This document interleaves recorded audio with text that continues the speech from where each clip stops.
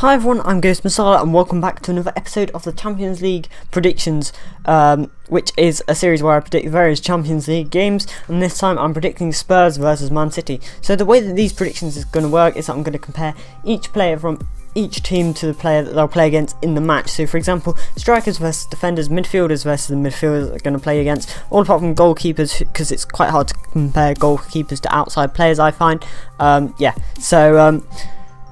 Yeah, of course, I've done loads of these predictions before. You can click on the card or top right hand side to see a playlist that I've done.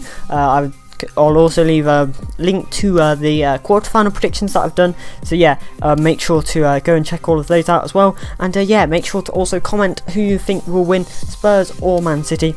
Of course, it's going to be a very close game. I'll talk more about that later. But yeah. So, first up we have Hugo Lloris versus Eriksen, and at the moment Lloris is really struggling ever since that mistake in the World Cup final where he gave it to, I think it was Mandzukic.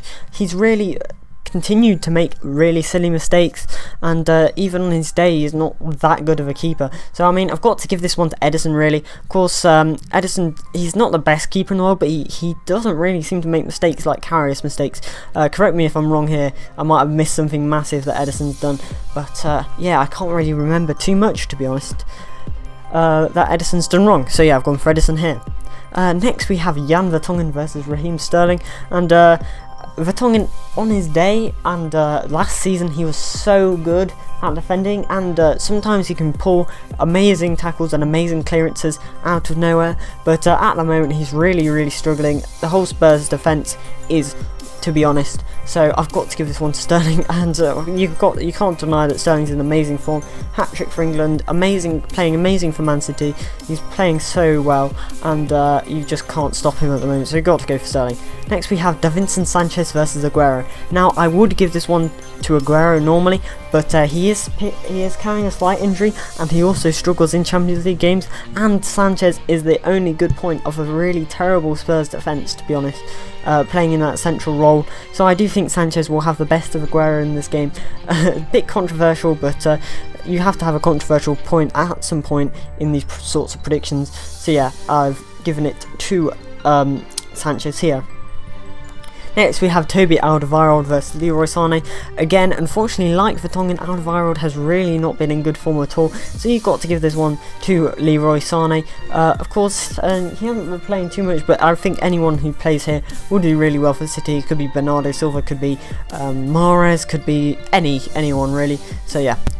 And next we have Danny Rose versus Kyle Walker, and again, Rose is in really bad form at the moment. Did get picked for England, but I think he was, correct me if I'm wrong, but I think he was injured earlier in the season, and he really hasn't played that many games this season, and those he has played, he's been in bad form in quite a lot of them, playing at the wing back role. So you've got to give this one to Kyle Walker really. He hasn't done anything spectacular this season, but he's been solid for City. Never been too much at fault. He's not been the best player by a long shot for City, but he's definitely been playing very well, so you've got to give it to Kyle Walker. And next we have Dele Alli versus Bernardo Silva, and this is well, it would be a close one, but Bernardo Silva is just playing so well at the moment in every competition that he plays in. So you've got to give it to Bernardo Silva. I do think Dele Alli is underrated, but yeah, he was never going to win this matchup realistically. Next we have Moussa Cissoko versus Fernandinho. Now I would give this one to Fernandinho normally. He is slightly injured. I know I'm talking about injuries too much here, but I also have to factor in for some of the players the fact that Spurs will, 1, have home advantage, 2, they'll be in their new stadium, so they'll be invigorated, and 3, the Champions League is basically the only thing they've got left this season, unless they really manage to turn the league around and get into Champions League places, especially with the Man U loss. But they'll definitely be trying to focus on the Champions League, and they all seem to play better in the Champions League. So I have gone for Moussa Cissoko in this case, beating Fernandinho. Fernandinho is lacking match fitness at the moment, but I do think he'll play just because we lack a central defensive midfielder, but I think Cissoko will do better.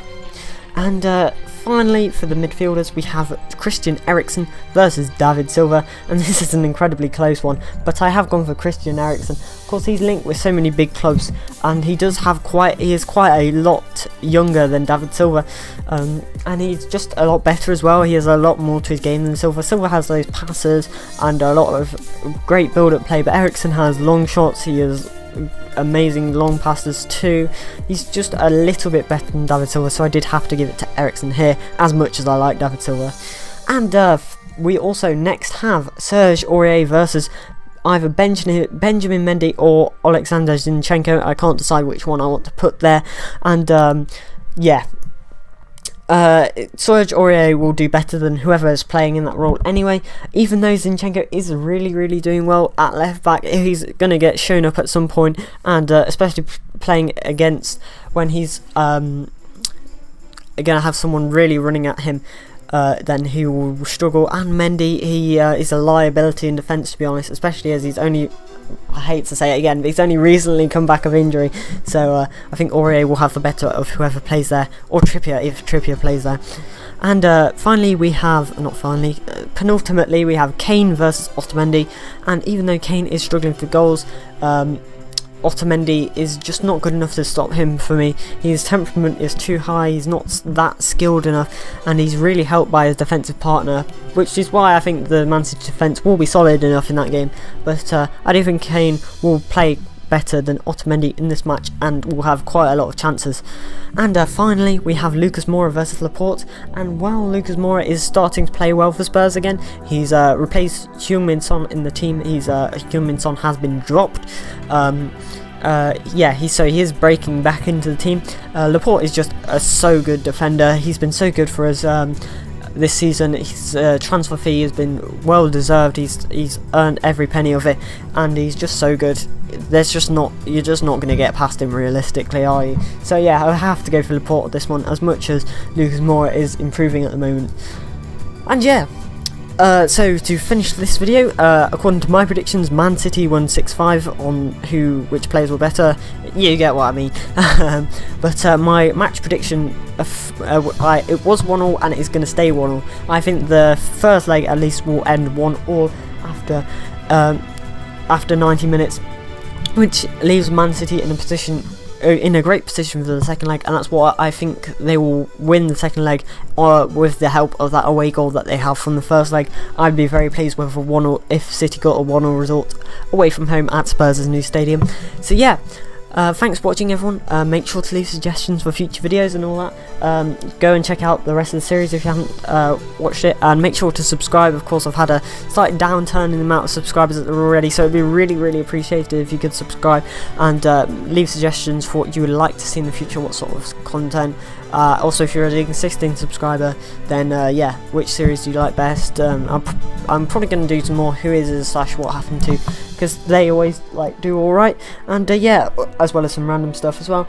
So yeah, I think that's all I've got to say. So thanks for watching, and I'll see you next time.